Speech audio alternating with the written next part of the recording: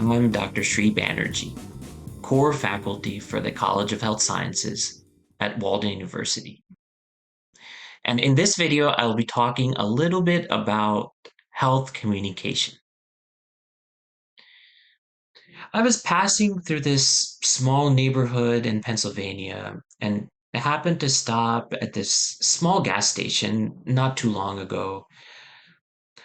This reporter walks up to me and uh, tells me of an incident that of robbery that recently happened in the previous night.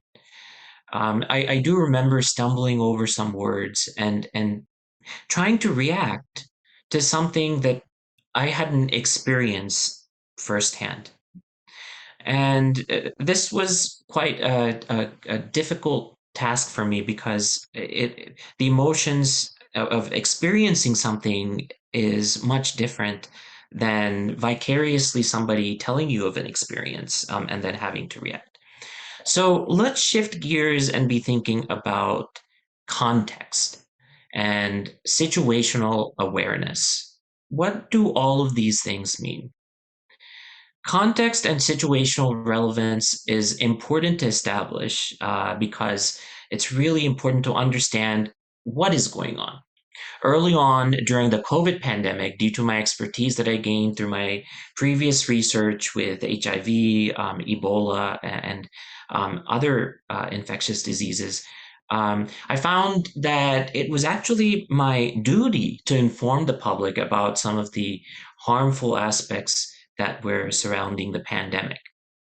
I remember, for instance, starting off by writing a letter to my local newspaper, a letter to the editor.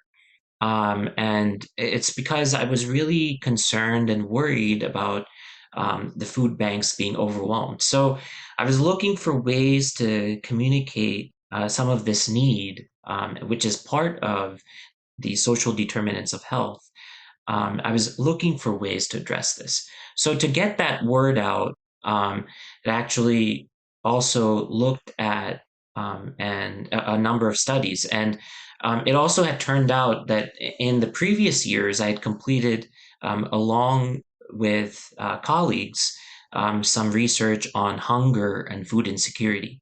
So combining some of this original research that I had conducted and some of the information with the pandemic, I decided to create health communications. So this is kind of the process of how you get to writing pieces of communication that helps to inform the public. So now, if you think about some of these news items and you apply this to environmental health. Now, when you think of environmental health, you are thinking of a crisis and how many things have happened during a timeline.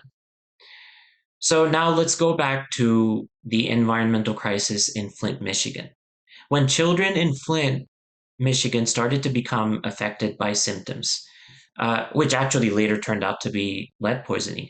There were cases initially that were coming in with certain mysterious symptoms. This similar phenomenon started happening with COVID as well.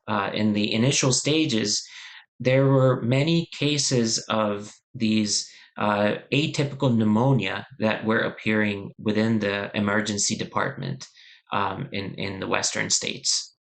So I hope you see what the connection is and see how some of the same types of strategies that I employed in health communication pertaining to the pandemic could be easily applied when we're thinking about environmental and occupational health.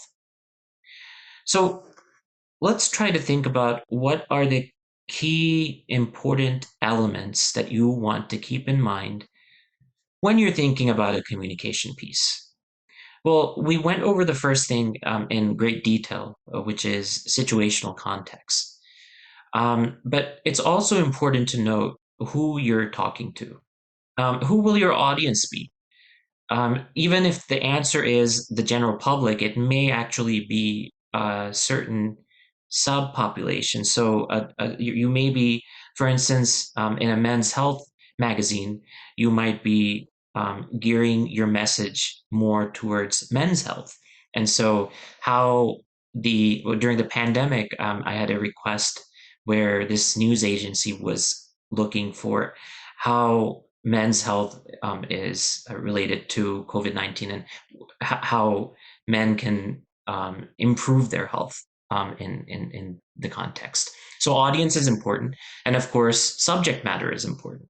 Then finally, the type of communication.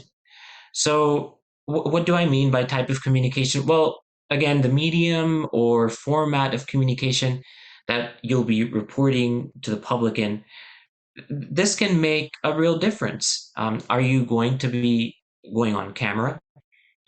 This would mean that you would have to have a suitable webcam ready, with your computer elevated, and some of the uh, proper sort of tools you would need available.